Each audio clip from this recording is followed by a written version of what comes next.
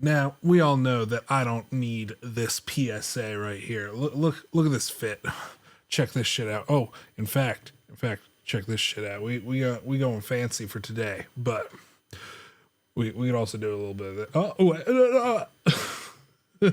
Anyway, men's fashion. So the world of men's fashion is a wacky, wild, and turbulent place, especially thanks to the internet, where 10 years ago, if you discovered a men's fashion forum looking for advice, they'd say, yeah, just wear jeans and a shirt that fits properly. True. You'd be leagues ahead of your average dad. That's honestly true.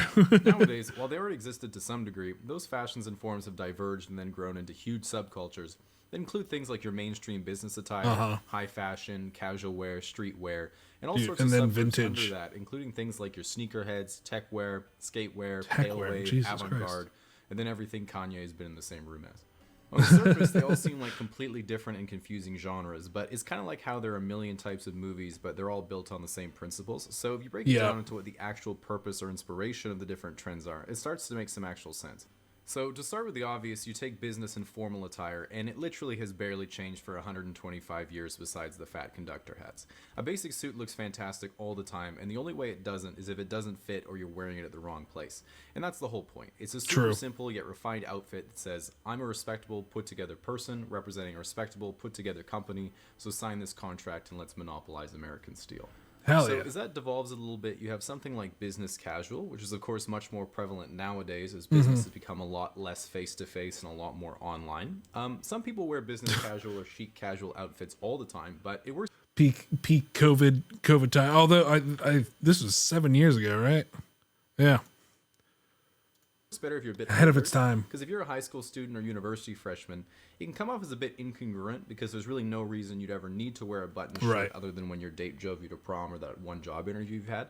So it might be good to wait until you've at least paid taxes before you look like you filed someone else's.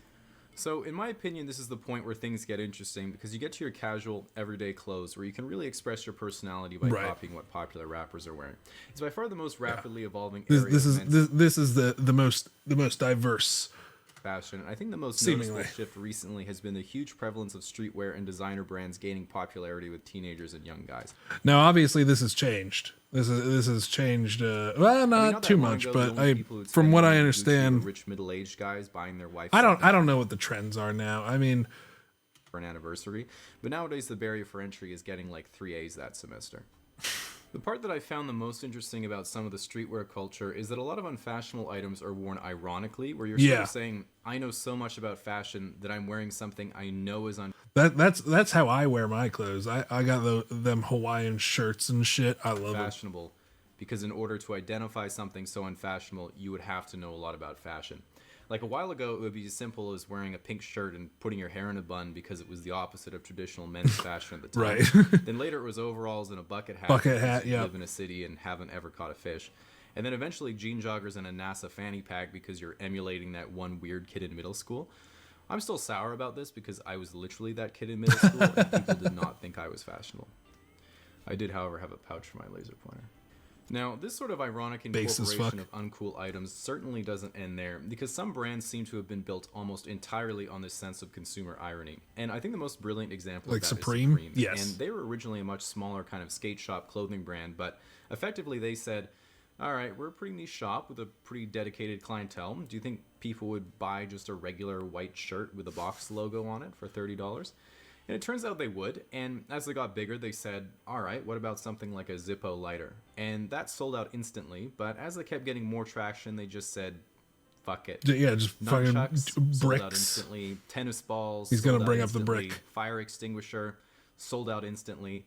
And at one point, they must have had a conversation that went, all right, what is literally the least useful standalone item we could possibly sell? And someone said, how about a brick? Yep. Yeah, brick. And look, Supreme was pretty big at the time, and everything was selling out. But would people actually pay $30 for a brick? I would. And of course the answer was no. They didn't. Almost no one would pay $30 for a brick. You do it ironically. I mean, I would just to have it now. Obviously, I rolled my eyes at it back then, but also I still thought it was ironically funny. like the funny thing about Supreme is I get the feeling that the owners are in on the joke, and the majority of the clientele is sometimes in on the joke. They'd pay $1,000 for a brick because it's sold out instantly. Yeah, no. So anyway, I wouldn't pay for that. Like actually though. So once you go deeper into different contemporary fashions, you find some very interesting subcategorizations that explore the extremes of other genres, and some of them are pretty weird.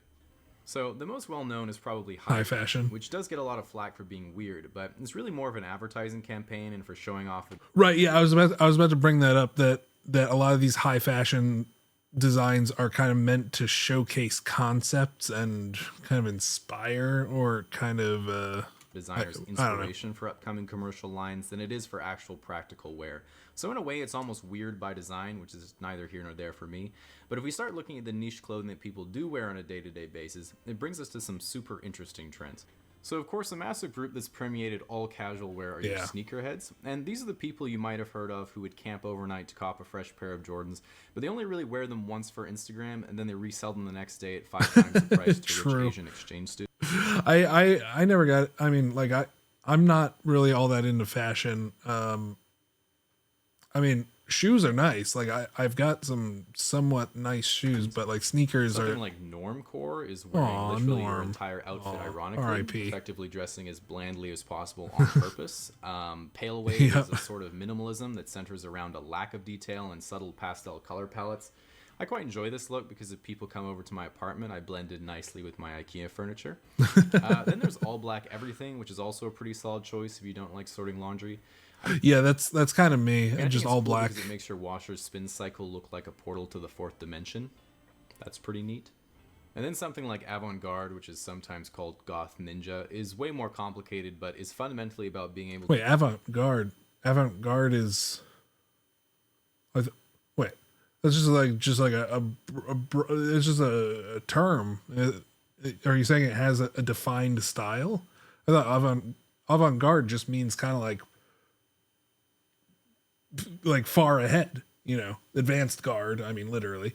Sneak up on people, perfectly camouflaged in the urban environment. But I don't think it's tied directly to like this aesthetic. And then being able to tap them on the shoulder and they'll drop dead instantly. I mean, this might be avant-garde currently, which is the most technically advanced clothing possible. Your jacket weighs about 14 micrograms and is resistant to all 4 seasons simultaneously. Your carbon fiber Gore-Tex underwear is completely waterproof from both directions and has a concealed pocket for up to 2 What about that merino wool? Honestly, the only downside I can find to a techwear outfit is that it costs $4,000 and you only use it to walk to work. Now, at this point, we've barely scratched the surface of all the fashion ideas that are out there, but moving forward, all these areas of fashion will continue to evolve in some very interesting and unpredictable ways. Personally, I've been trying to pioneer comfcore, which focuses on being as comfortable as possible at all times. The only downside that I've realized is that it's the literal opposite of fashion and usually devolves into you not leaving the house and binging YouTube top 10 lists. So yeah, sounds familiar. Yeah, no Instagram traction on that one yet, but I'll keep you guys updated. But also, I mean, that is a trend, like the athleisure trend, you know, that is still ongoing, kind of. It's not a trend. Well, you know, whatever. Anyway, go like and subscribe. Good old Casually Explained. Thank you for explaining all of this shit. Because I don't know how fashion works. But now I do.